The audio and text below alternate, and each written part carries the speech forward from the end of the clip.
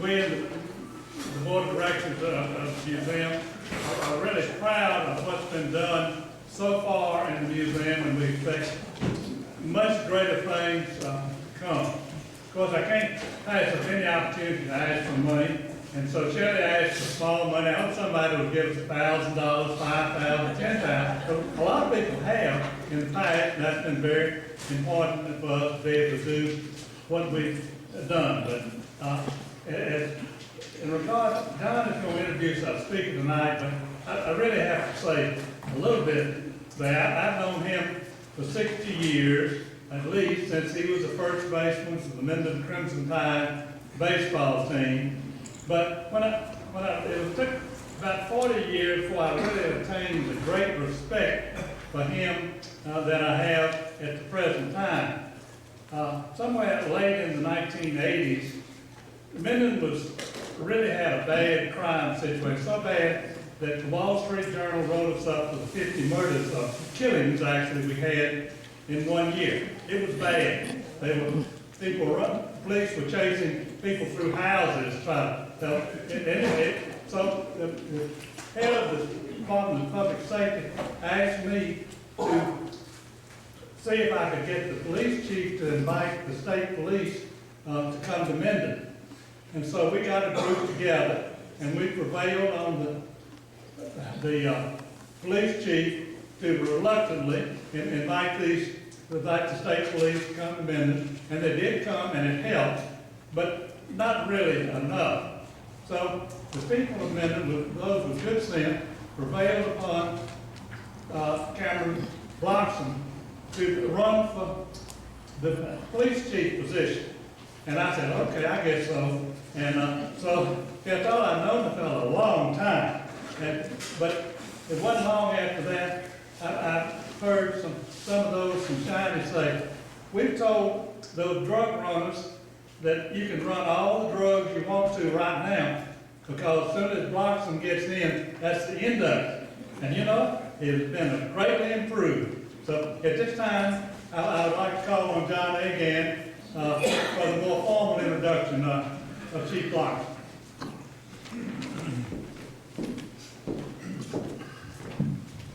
First, I've got to say, as somebody that can remember going to a meeting of this association about 10 years ago, with 5 of us sitting around the table at Webster Parish Library, it's a little impressive to be up here. Shelley asked me would I like to do this, and I think I had to take it because I don't think there's ever been an easier job given to someone than to say to introduce T.C. Bloxom to the people of Minden. When I teach my political science students, we go through the idea about what an institution is. And one of the definitions of an institution is somebody that is firmly associated with the community. And you know, I think that kind of spells it out for the chief. Don't want to make him feel old when I say this, but this is the 150th anniversary of Minden County Fire Department. Well, you do the math there, 62 years fighting fires, that's close to half that time period. Again, 52 plus years in law enforcement. I'm reminded, my mother used to say that if she and I wrote what we knew in our columns, you know, little secret stuff, that they run us out of town. Well, let me tell you that if the chief finishes his talk tonight and tells, you know, like about this much of the secret stuff he knows, we may throw the room out. If you're associated with Minden, and particularly public safety, and make kids' lives better, Chief Bloxom comes to mind. Now, to me, I've got different memories. Sorry, Beverly, but Beverly, his daughter, is my age. And so we grew up together in First Baptist. I remember he singing the choir and the talks that he did and how impressive he was. But I've got a little personal spin to it. I'm not a big fan of the crime shows. We have the CSIs now. But I remember a story from my childhood. Now, it was not easy to impress my father. He was not easily impressed. Respected everybody, but he wasn't impressed. And I still remember, may have been when Dad's dad still on leadership, but it was not long after that. My dad came home and said, TC came down there today, and he brought a little piece of tail light from a car that was involved in an accident. And we went back to the parts department and matched until we found exactly what kind of vehicle that came from, building the case going forward. So to reiterate what Dad said, you can watch all the CSIs and all the stuff on television. We've had that kind of expertise and talent in Minden for a long, long time. And so I'm proud to introduce, as if that's possible, T.C. Bloxom as our speaker tonight.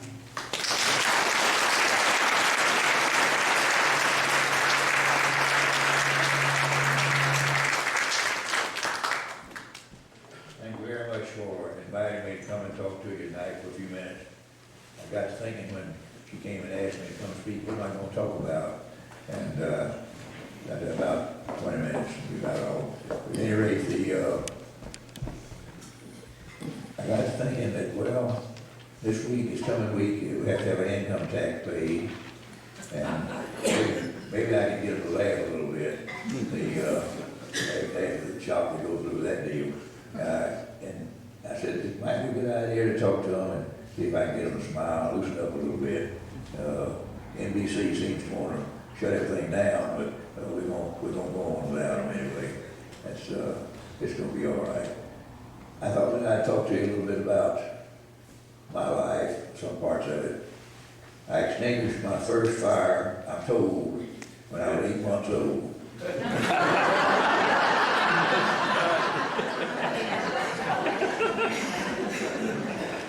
It was a cold day, and I was sitting in my daddy's lap in front of one of those space heaters, and it came time for my diaper to be changed. And my mother went to get another diaper, and my dad was taking this one off, and I just urinated out on those space heaters. Put it out though, I've been putting them out ever since.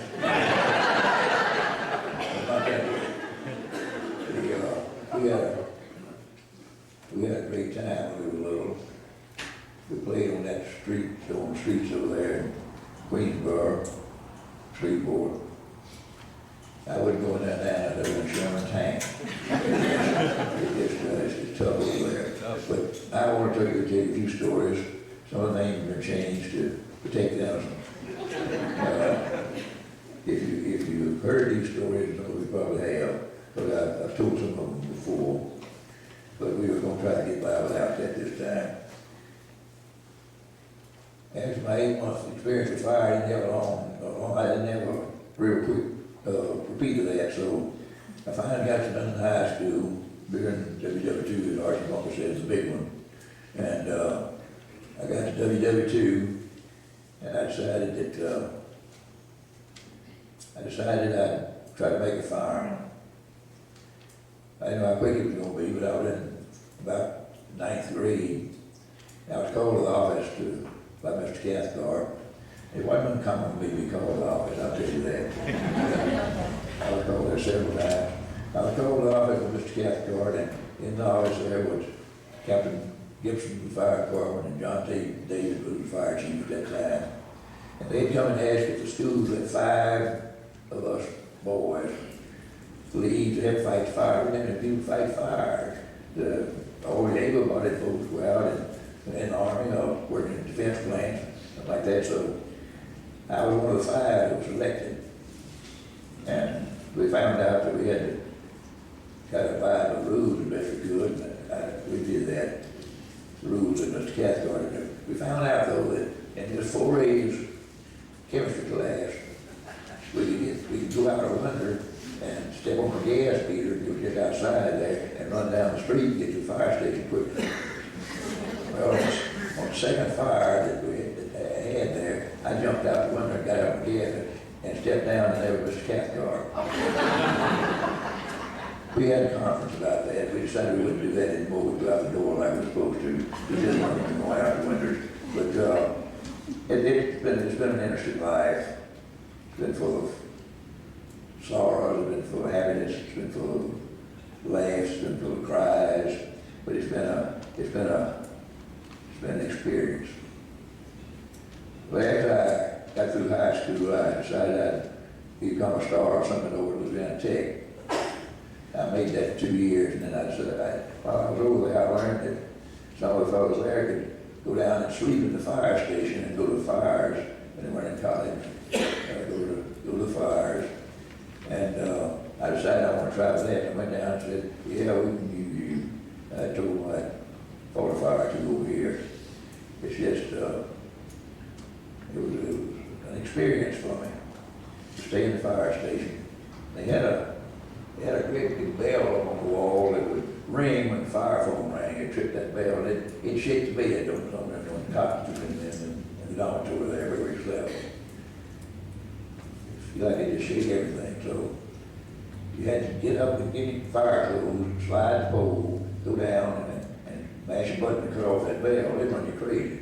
But, so one night, at 2 o'clock in the morning, the phone went off, and I happened to be the first to get down there, so I mashed the button, and I took the fire department. They said, "Would you come out to Mr. Chief Ian Mallison, the attic fans on fire?" I said, "All right." I said, "Where do you live?" I didn't know that I didn't know any of the elite over there in Ruston, and apparently she was one of them at that time. And she said, "You mean to tell me you don't know where the G. Mallison live?" I said, "No, ma'am, my name's Bloxom. You know where I live?"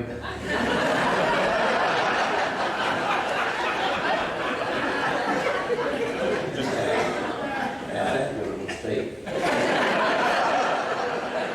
We got out there and put out the lady, found out about a fan on fire, and we cleaned up after the one. I know she had the assistant chief over in the corner with, but I fast dogs.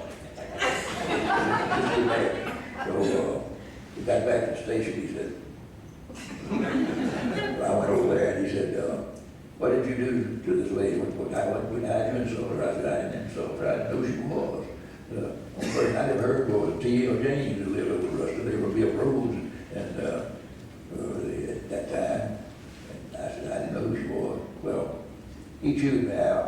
And the chief came in that morning, the assistant chief told me what I'd done. He chewed me out.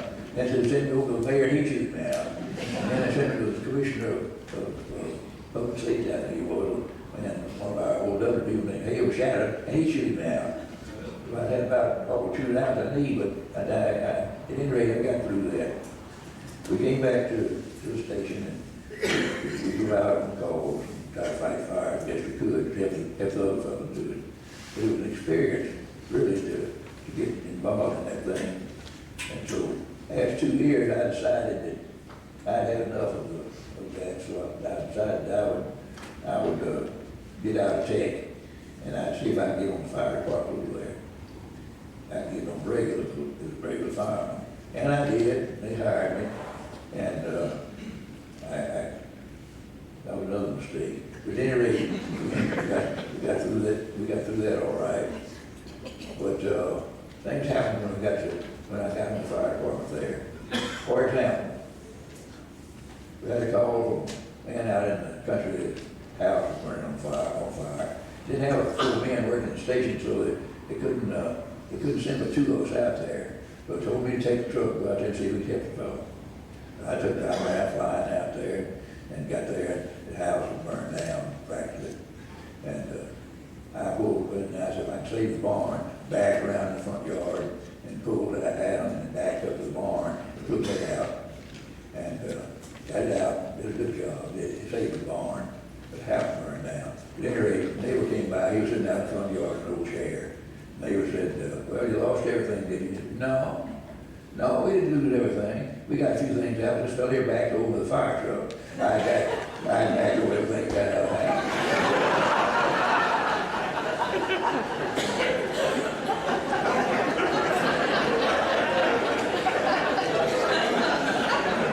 I got counseled with when I got back to the station. That was my second counseling. But we had several things happen over there while we were there. But the highlight of my experience with Webster Fire Department was when a water cooler caught fire on top of Aswell Hall, the girls' dormitory. So it was 2 o'clock in the morning. So one I and one old man went over there, and we got fire put out right quick at the water cooler. But the gas was leaking out and going out there. And I said, well, I guess we better evacuate this floor. So we go to the door, knock on the door. Who is it? Fire department, yeah, and holler. The door, they go, come, they evacuated the building. And that was an experience to get through that. I figured I had enough there when I got through that experience. So I came back to Minden and decided it was time to come back home. And I think they were ready for me to come back home anyway.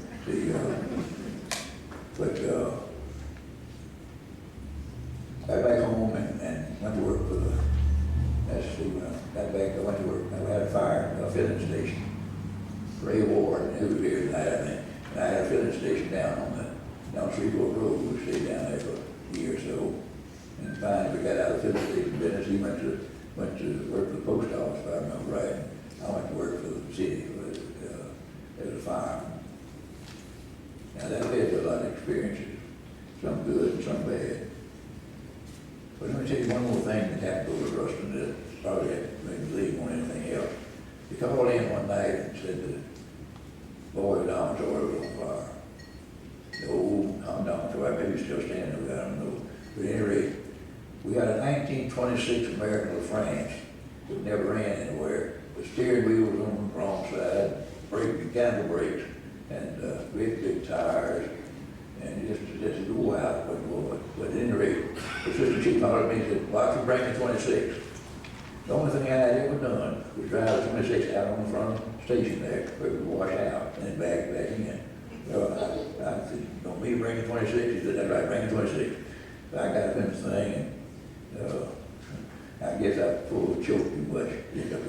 So I put down on the starter, and the thing started turning, and it backfired and blew the thunder out there right in the station. Well, I got counsel about that too. But anyway, I got lots of counseling while I was over there. The highlight, as I said, the highlight of the deal was the girls' dormitory fire. Well, we got back to Minden and things happened, and we got a situation where we did drown. 3 United Gas duck hunters had gone down Lake Lissonville, and they almost drowned, or they did drown. And we were looking down there trying to find the body, and it was cold. And it got turned to freezing cold while we were out there in the water on the boat with Captain Gibson and John David and the boy movers in the boat. Well, a bad windstorm came up while we were down there, and it was blowing, the water was white, came in down there, was out in the middle of Shreveport Pond, that's part of the deepest part of that thing down there. And we were having a tough time, so the boat went up there and came down on a stump, not holding the boat, so we tried to put our foot on that over that hole. And when we did, it doesn't, we saw that wasn't going to work, that was going to keep on. So we decided then that we better get one of these sapling trees, what they call little trees down there. So we took a pole and pulled ourselves over to it and got over that tree. And it was like one of these totem poles. I was on the bottom. I don't know how that happened. There were 2 up above me, and then one boat, he was up hollering for help. You know, I didn't know what to do. But anyway, finally they got out there and rescued. They got John David and Gibson and the boy Motion got on the boat and started back to the bank while I was left out there. But another boat came and they finally got it in. And it was cold. I was cold when I got down to the little camp. We went to the house there and tried to get us warm there. They had already sent John David and Gibson to the hospital. And then the boy Motion, he's gone and floated to the hospital. But at any rate, I was so cold I couldn't put my foot down on that heater, and I couldn't feel it down. I could smell it burning, couldn't feel it burning. I had a feeling on the waist down at all. I said, well, this is not going to be good. So they came and they said, here, here's a jigger of Old Crow whiskey. They drank it. I don't drink any whiskey. I don't want whiskey. They drank it. So I did. And they got to say, now how are you going to get to town? These animals on animals we had down here going to Minden Hospital with the Minden people. How you going back to town? I said, give me another jigger of that Old Crow and I'll fly.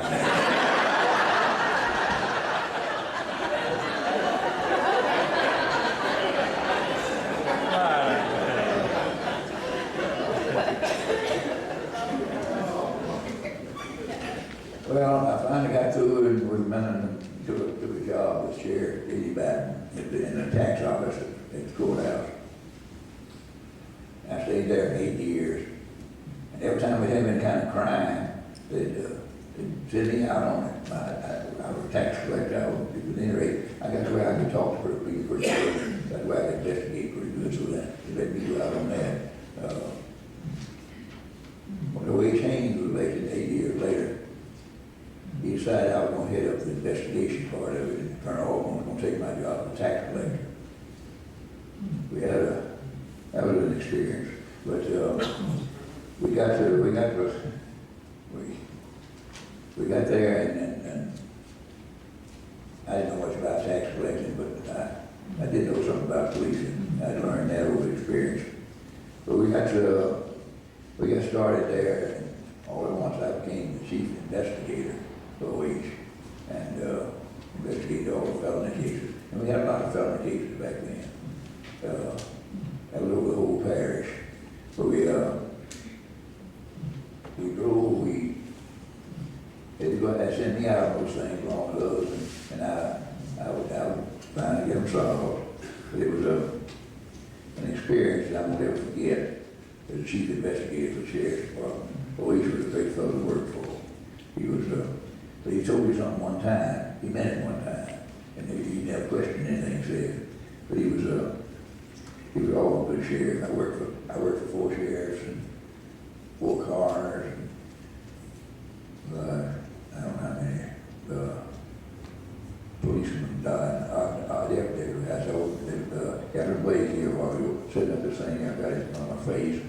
Maybe you told me to too loud there. Yeah. But it was now this was an experience being in law enforcement here in Minden. And it's said after 17, 18 years down there as the chief investigator of the sheriff's office, I learned a little bit about investigating cases. And a group of people came to me from over in China. First one to contact me and asked me about my chief of police. Said, we can't sleep over here, they're shooting over here, we can't sleep, we can't sit out on our porch, we can't do anything. Would you run chief of police? I don't know, I'm retired from the sheriff's office. I worked for the coroner's office.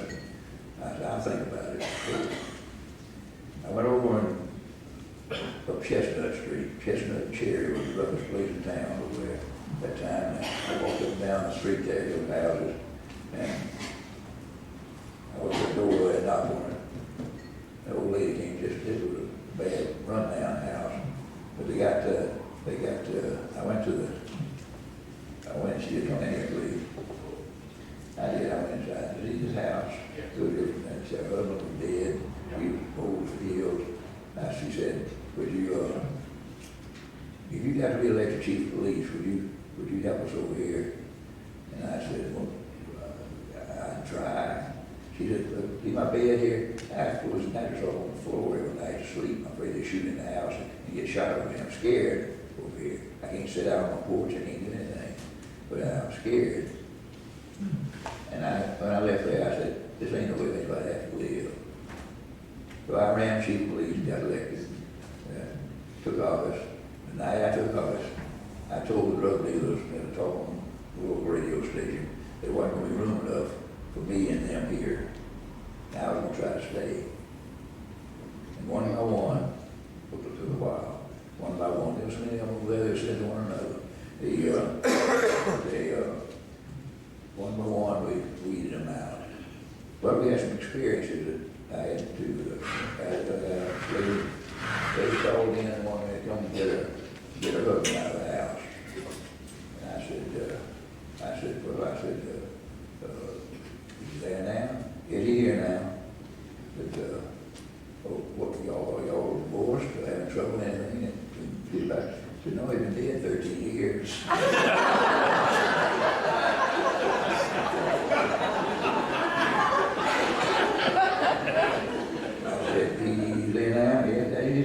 He came in last night in a helicopter.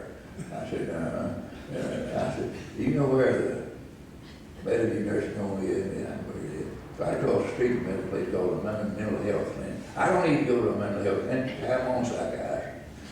I said, how long has it been since you talked to him? He said, well, I got an appointment for him next month. I said, call him, why don't you call him now and see if you can't come a little bit earlier. I think he can help you. I think you need to get some help from him. So she left out of there. And then the next thing, I had a woman sitting over in behind you that she said smoke was coming from her house, coming up in the house. And I said, those houses over there built on a slab. Told her something, they built on a slab. I was smoking, I don't know, we come there every night. So I found out she had a daughter, so we lived in Lake Charles. I told her I would get her to see about her. I sent Dan Weaver out there to sit and see if he could smoke. And he got to go out and he could see it sitting out there. Described smoke coming through here. But we got people in Lake Charles come down and get her and take her to the doctor. Then we had a big, large woman came in the house, came in to see me one morning. in my office, there's one chair, one way in, one way out, the same thing. And I'm pinned in there, I can't get out, so she came in, she sat down, and she said, I said, what's the trouble? She said, well, the burglars broke in my house last night. I said, oh, I'm sorry to hear that. Did they get in? No. Nobody cut my head open and put a bell in it. And so they back up, it rings. I didn't hear anything. It rings. She jerk. I think I'm gonna be out that door and get some help.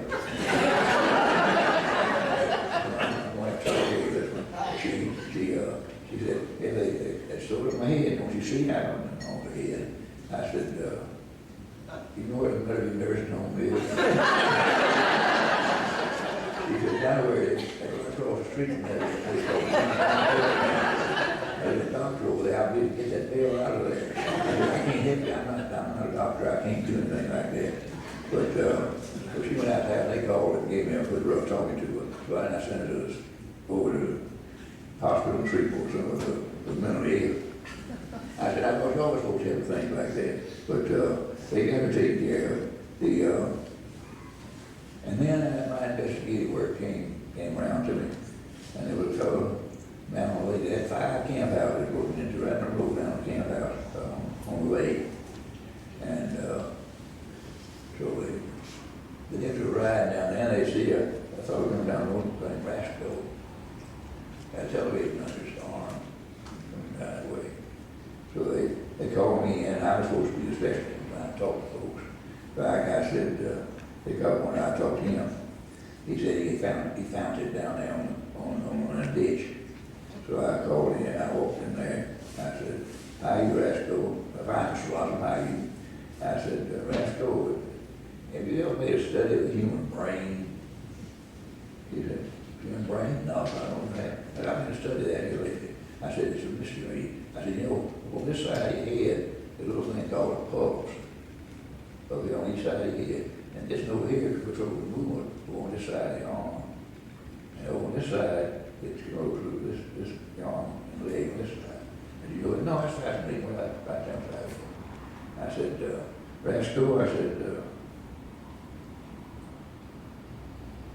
that's fascinating to me. Fascinating you? Yes, that's pretty fascinating. I said, now I've noticed something from those something. I said, when you deliberately lie, those pulses will start jumping on the side of your head. They move. Well, I think about that. He said, I said, Rascal, why'd you break into Stuart Slack's house down on the lake, steal that television? He said, Mr. Bloxom, I didn't go in that lake. I didn't go in that.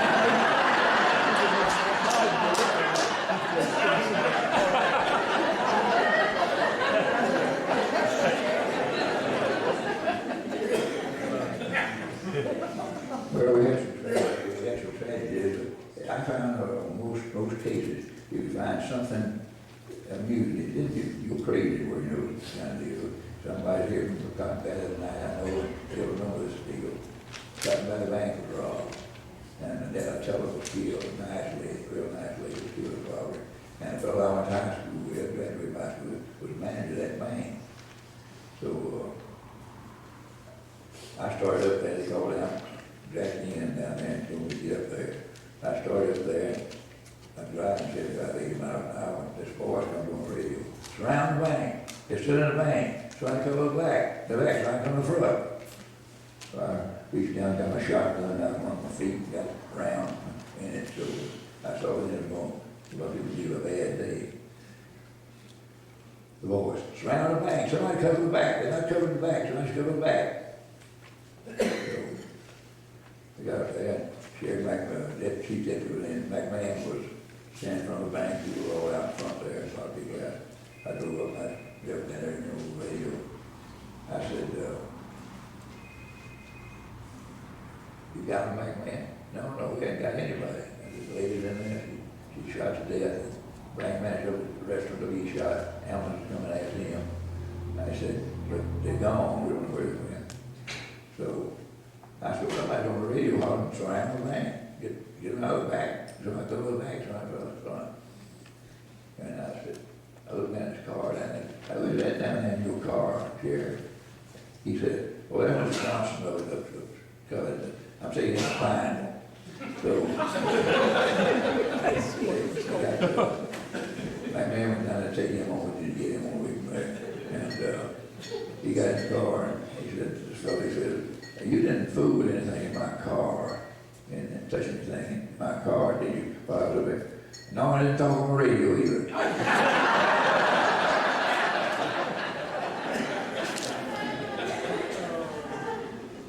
Now, one of my best informants was a man that you all know, mercy, he's gone now, and I miss him every day. He was a good friend of mine, named Gaddis White. He worked in a clothing store up in town up here.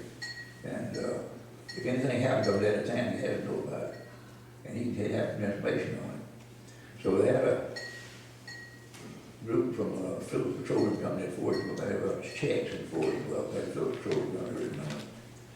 And they went in and took advantage of our merchants to the tune of about $2,000. And they left. Well, I talked to the guy and said, yeah, she seen you like a stranger town. Yeah. So a couple of fellows I didn't know. I said, what was this fellow again? Go down in the back, I don't know what they were doing there.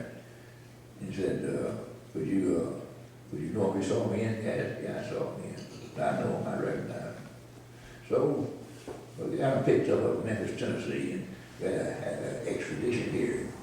So Gaddis had to go up there. Otis Winter and I took Gaddis up there. The two ladies that worked in the store here, they went up there to testify against us and tell them that this man did none of it at that time. So we're sitting there and Deputy Otis Winter on one side, Gaddis on the other side. I see the two officers bringing this fellow down the hall to go in that courtroom. I said, Gaddis, you know that fellow come in there? No, son, I believe I know him. I said, that's the man you come out here to testify against, yeah. That's the man you saw in the street. Yeah, that's him.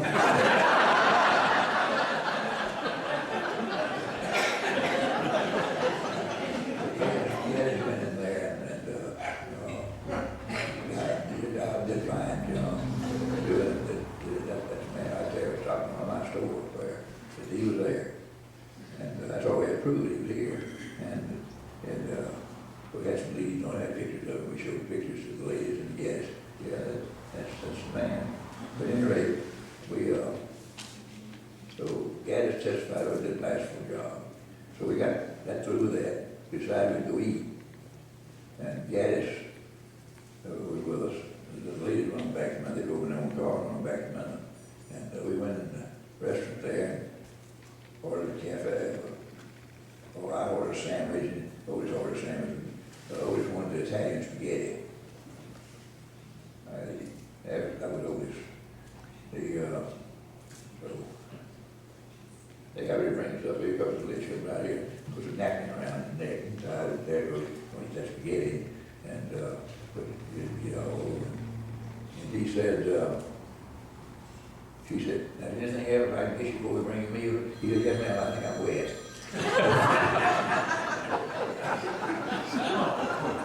But that night we went out to a place called the Coach House Restaurant in Memphis, and we were ordering everyone had a towel over the arm and everything else. They had a real high class place, an old house out there. They had good food. But anyway, we ordered our dinner, and there was a bowl sitting out on the table right there in front. The table had some white stuff like butter in it, and we were getting ready to we had some crackers. Oh yeah, we bring some crackers. So there were lots of crackers out there, and so that Gaddis got the crackers, put them there, got a knife, got a little stuff there around that bowl there, and put on the crackers. Otis did the same thing. But at that time, here comes one of the waiters, he comes down and says, a nap, a big candle down there, right in the middle of it. And lit the candle, and I did eat those crackers, I didn't try that. With that towel from the candle on it. They lit that candle. Otis said, you know, I thought that stuff tasted a little bit dry. I actually did. It's, one of the highlights of my police career sheriff's office. Well, this one here named Bill Strong, who was a city officer. He had an old black powder pistol there about that long on it. And he was coming up the street there. He looked and some fellows were rolling Mr. West's sleeve out the back door from the stage shelf over there and started down the hill toward where the newspaper office is now. And he got out, and he shot that pistol and smoke went everywhere. And he hit the water drain, that tile on top of the Bloxom shop. He was believing, or he done the Bloxom shop. Water was going everywhere. They just left that sleeve on the hill and started rolling down the street there. But they left it, they didn't take it with them. But they took off. And here's this sleeve sitting down the middle of the street, 2 o'clock in the morning, 2 or 3 o'clock in the morning. And got to get back up the hill somewhere. So I said, well, we don't have anybody up for that. We got to get somebody. We'll get somebody in the morning. So I sat there all night with the sleeve and be sure anybody else take it off. But, in the morning, Mr. West had his whole crew up there. He was pushing that sleeve back up. They never get in the sleeve, but we were glad of that.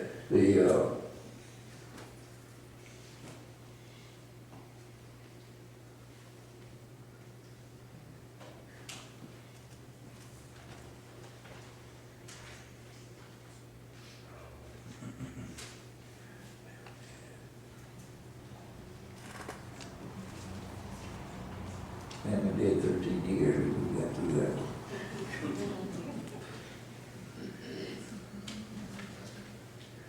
And then we had 2 ladies here that,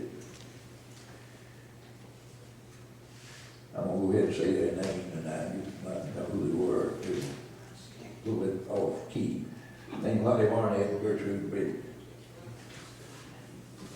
Harry Bridget is wife. We used to have service stations down here. And, but they moved down Silly Road, and next to Fisher's Motel down there, it was called the Party Inn at that time. So they had a house up there, and the water got cut off, and the plumbing got all messed up off of them. So they go down and hide in hedge at that motel, and somebody checked out in the morning.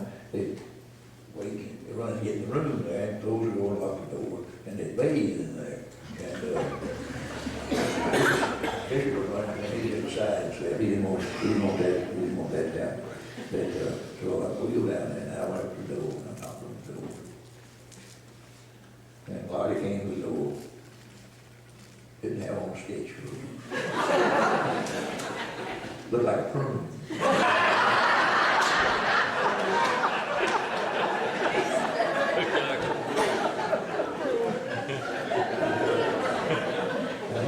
Get something on, we get out here. You're not supposed to be in here. Mr. Fox, I want you to understand something. I own all this property down here. This motel is built on my property. That makes it my motel. I don't think it works that way. They sold all the property to everything down there. And so about the time we started out with her, here comes Lottie out of the shower. Looked worse than Gertrude.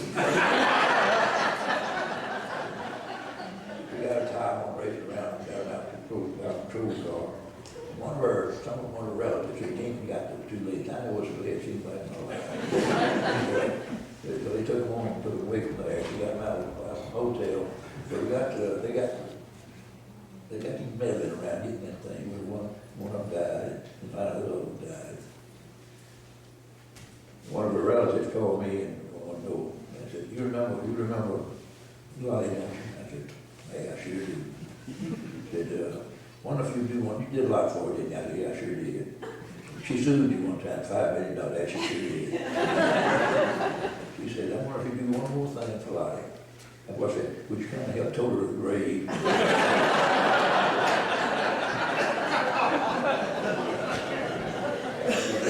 be glad to. I'd be glad to serve.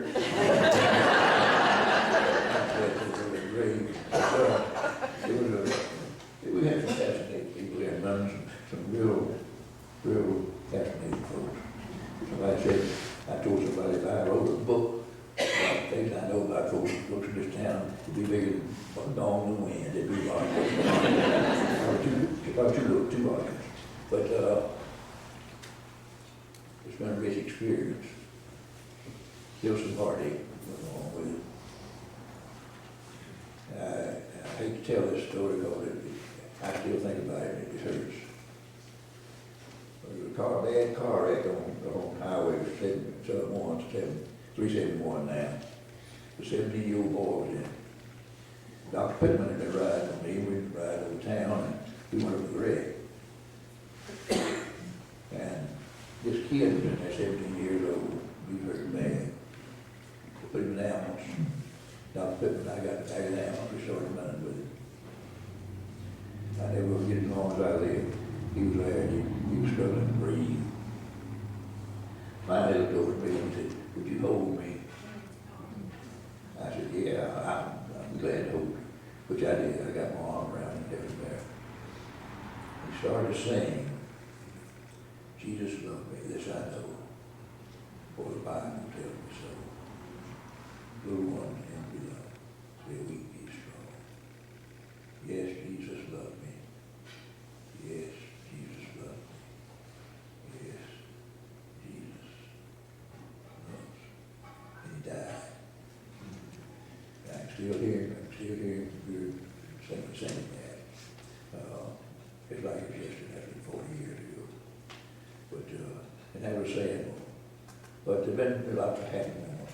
There's been a lot of people every time the house burned down, they lost most everything. That one more experience back in the fire department I can tell you about. House down in Sydney burned.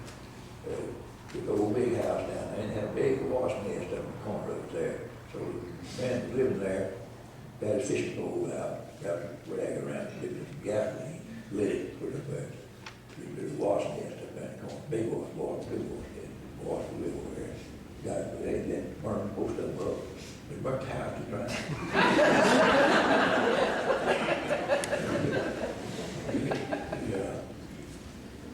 He was sitting down in the chair. We tried to cool it down, get in there, see if we find anything after it was over and burned down. But neighbors came by and said, "Well, you lost everything, didn't you?" I said, No, I don't guess we did. The old man, that was what the woman said. The old man said, "You ever lost everything?" I said, No, I said, "We didn't lose everything. We didn't lose ourselves. We didn't lose our children. We were very proud of our children.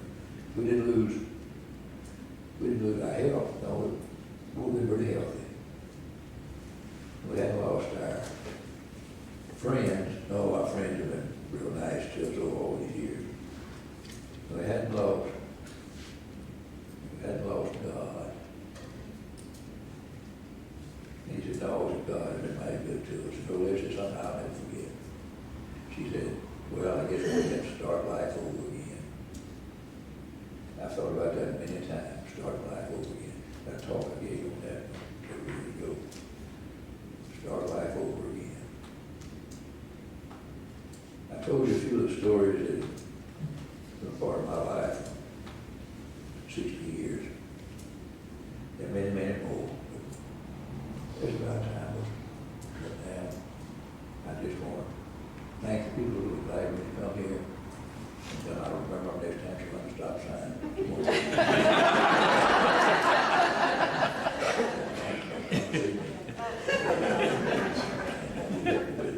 But it was just a rolling stop. I said, "Ain't no such thing as a rolling stop. You stop, you don't stop." I don't know what the world would do. Right world, you wouldn't stop it all the time. I got to think about how many I rolled through, but I told her, I tell you, I'm gonna take care of this ticket for you. Don't get another one. Stop sign says stop, stop. Look and listen, I think the railroad says. But I took care of the ticket for her, and she was grateful for that. And she told me, I told her, they will get it before she did. I had no more stop signs. I stopped every time. I told you. And they take the ticket, and they had more tickets. So we finally got her to slow down and stop. That's something a lot of our folks in town don't do. They don't slow down, they don't stop eating. But we had just a lot of success in getting rid of dope dealers. Major dope dealers had big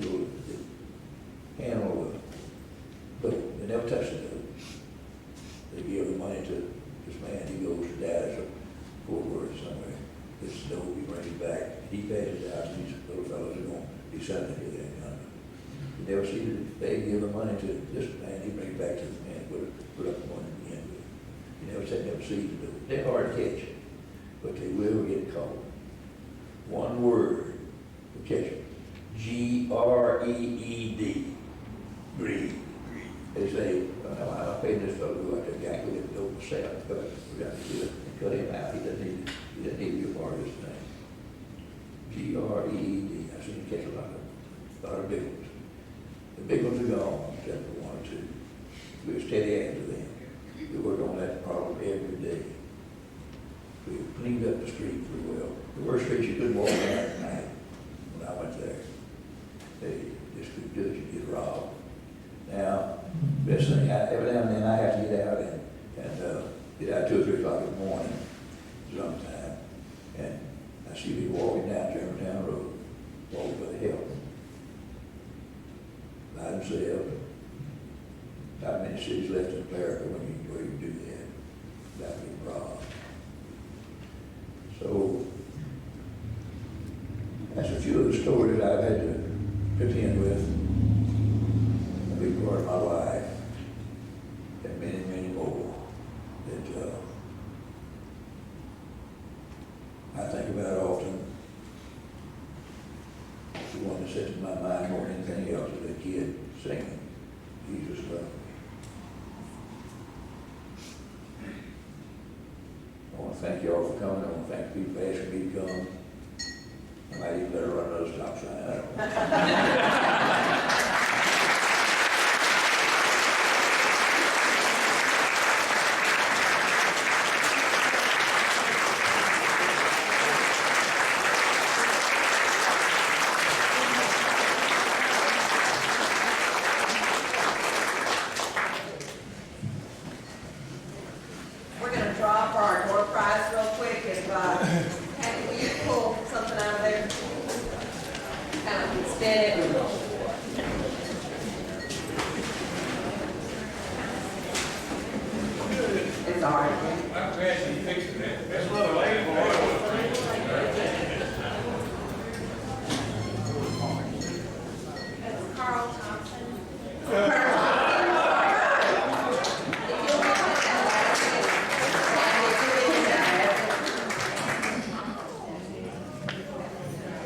And just want to remind y'all that the museum will be open. I think Larry's going to go run over there, and it will only be open for about 30 minutes. So if you have not had a chance to go to the museum, please do so tonight and look at it.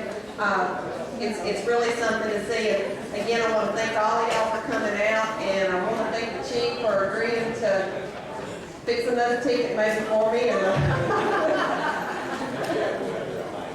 Mike, I try to do better. But anyway, I want to thank all of y'all, and I really want to thank Patty O for allowing us to use the building, and definitely the chief for agreeing to do it. I had to just about twist his arm and handcuff him, but he did agree. But thank y'all for coming.